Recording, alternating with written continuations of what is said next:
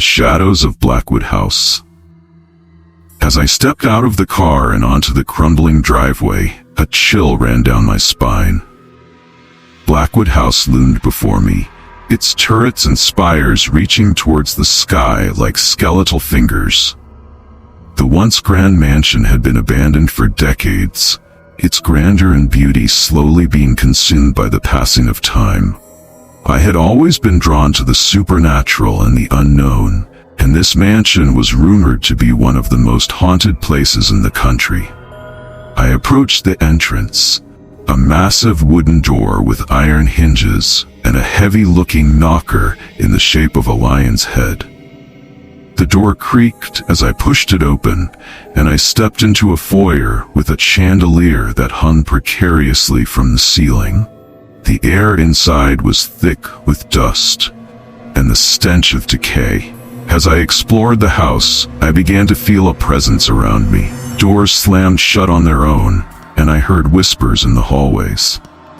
At first, I tried to tell myself it was just the wind or the creaks and groans of an old house, but deep down, I knew something was amiss. I could feel eyes watching me, boring into my skin. I spent the day exploring the house, searching for signs of paranormal activity. I set up equipment in various rooms, hoping to capture some evidence of the supernatural. But as night began to fall, I realized that I was not alone. I heard footsteps in the hallway outside my room, heavy and deliberate. I tried to ignore it, telling myself it was just the house settling, but the sound grew louder and closer. That night, I settled into a dusty old bedroom trying to get some rest. But as soon as I drifted off to sleep, I was awoken by a loud bang. I sat up in bed, my heart racing, and that's when I saw it. A shadowy figure standing in the corner of my room, watching me. The figure was tall and imposing, its presence filling the room with an unspeakable horror. I tried to scream, but my voice was frozen in my throat. The figure began to move closer, its presence growing stronger. I could feel its cold breath on my skin, and my heart raced with fear. And then, just as suddenly as it had appeared, it vanished. I knew then that I had to get out of Blackwood House, but as I tried to leave, I realized that the doors were all locked. I was trapped. And that's when the shadows began to move, twisting and writhing like living things. They seemed to pulse with a malevolent energy, as if they were alive. I tried to find a way out, but every door led to more hallways, more rooms, and more shadows. I was lost in a labyrinth of fear, with no escape. The shadows grew stronger, closing in on me from all sides. I could feel their darkness seeping into my soul, consuming me. And then I saw it. A figure in the distance, walking towards me. It was tall and gaunt, with eyes that glowed like embers. I tried to run, but my legs were frozen in place. The figure drew closer, its eyes burning with an otherworldly intensity. I knew then that I was doomed. The figure reached out a bony hand and touched my face, and everything went black. When I awoke, I was lying in my bed, back in my own home. It was all just a dream, I told myself.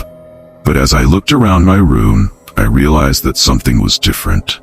The shadows on my wall seemed to be moving, twisting and writhing like living things, and I knew then that the horrors of Blackwood House had followed me home. I tried to shake off the feeling of unease, telling myself it was just my imagination playing tricks on me. But as the days went by, the shadows in my room grew stronger, darker, and more menacing. I could feel their presence, watching me, waiting for me. One night, I woke up to find the figure from Blackwood House standing in my bedroom, its eyes glowing with an otherworldly intensity. I tried to scream, but my voice was frozen in my throat. The figure reached out a bony hand and touched my face, and everything went black. When I awoke, I was back in Blackwood House, trapped in a never-ending cycle of horror. The shadows seemed to be alive, twisting and writhing like snakes. I knew then that I was doomed, trapped in a living nightmare from which I could not escape. As the days passed, the shadows grew stronger, consuming me with their darkness. I was lost in a world of horror, with no escape. And then, I realized that the shadows were not just random movements, but a message, a warning. They were spelling out a word, over and over again, mind. I knew then that I was not alone in the house. Something ancient and evil had awakened, something that had been dormant for decades, and it had claimed me as its own. I was trapped in Blackwood House, forever doomed to roam its halls, haunted by the shadows that had consumed me. And I knew that I would never escape, for I was now a part of the house, a shadow among shadows, forever trapped in a living hell.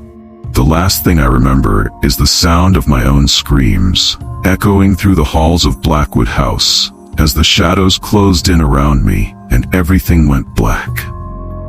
For more scary horror stories, plus subscribe.